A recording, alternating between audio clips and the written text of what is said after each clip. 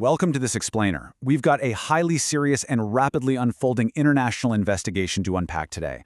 We're tracking an incredibly complex case involving an Australian man, a missing teenager, and this huge, intricate jurisdictional web that stretches all the way from the coast of Western Australia straight over to Thailand. There's a lot of ground to cover and honestly a mountain of evidence to parse through, so let's just get right to the facts. Okay, let's dive into this. Right now, an Australian man is preparing to face a Thai court. At the very center of this proceeding is the alleged murder of a 17-year-old local Thai girl. It's a massively high-stakes situation. You've got authorities in two completely different countries desperately trying to piece together exactly what happened. Our goal today is to look at exactly what the authorities know, what evidence has been recovered, and what all of this actually means for the international legal proceedings ahead of us. Chapter 1: The Thailand Murder Allegations. So, the foundational evidence presented by Thai authorities heavily relies on digital tracking. Specifically, we're talking about CCTV footage. This security footage reportedly places the Australian man Simon Carman and the 17-year-old local Tunchanok Donhomla together at a condominium in Thailand. Thai police are alleging that the crime took place shortly after Tunchanok was seen on this exact camera entering the building with Carman on the very night she disappeared. This footage is absolutely critical. It establishes the primary timeline of her last known whereabouts, and it directly connects these two individuals to the exact same location.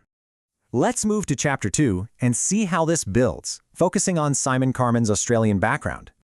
Now, what's really interesting about this slide is how mapping out Carman's trajectory across Western Australia gives us some much-needed context. He actually grew up in the regional town of Jerramunga. From there, he moved down to the coastal city of Albany in WA's Great Southern region. Most recently, right before leaving the country, locals reported seeing him living in a unit inside an industrial complex in Rockingham, just south of Perth.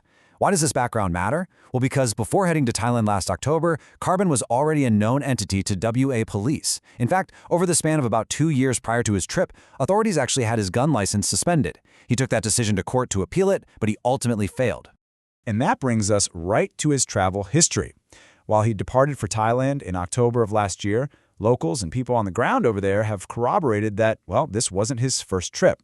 He was actually a frequent visitor to the country, particularly spending time in the coastal city of Pattaya. This establishes a clear, undeniable pattern of travel to the region long before the events of this ongoing investigation even began. Chapter 3: Evidence from the condo. Okay, so the day after the 17-year-old went missing, one of her friends actually went to the condominium to look for her, and we have details drawn directly from photographs taken during that visit. The images reveal a room that was, frankly, quite cluttered. You can see a noticeable pile of clothes and laundry just shoved into the corner, alongside quite a few empty alcohol bottles scattered around the space. This physical evidence is super important because it offers us a frozen, objective snapshot of the environment immediately following her disappearance. And this brilliantly illustrates how physical evidence and digital footprints can align in modern investigations. That cluttered state directly mirrors what Thai police say was one of Tunchanok Donhomla's final text messages. On the night she disappeared, right upon arriving at Carman's room, she sent a text to a friend describing the place simply as, quote, very messy. It's a really chilling connection, isn't it? Her final digital communication perfectly matches the exact physical state her friend discovered and photographed the very next day. Moving on to Chapter 4, the ongoing international investigation. Here is what the Western Australia Police Commissioner, Carl Blanche, had to say when he was pressed about Carman's background. He stated, "I know the federal authorities would look very dimly on me if I start talking about his situation here in WA." So the crucial point is, local Australian police are intentionally holding back information right now. They are highly reluctant to share further details about Carman's background or history because, well, this is an active, incredibly sensitive international probe. They absolutely do not want to jeopardize the joint investigative efforts of Thai and Australian federal authorities by speaking out of turn. So what exactly happens next? The official timeline laid out by authorities is structured into 2 immediate steps. First up, Thai police are currently completing a really thorough forensic investigation of the scene and the evidence. Authorities have stated this meticulous process is expected to take a few more weeks to fully wrap up. Then, once that forensic investigation is officially complete and the evidence is finalized, Step 2 kicks in. That's when Simon Carman is set to formally face a Thai court. As the clock ticks on these forensic tests, the international community is watching this closely.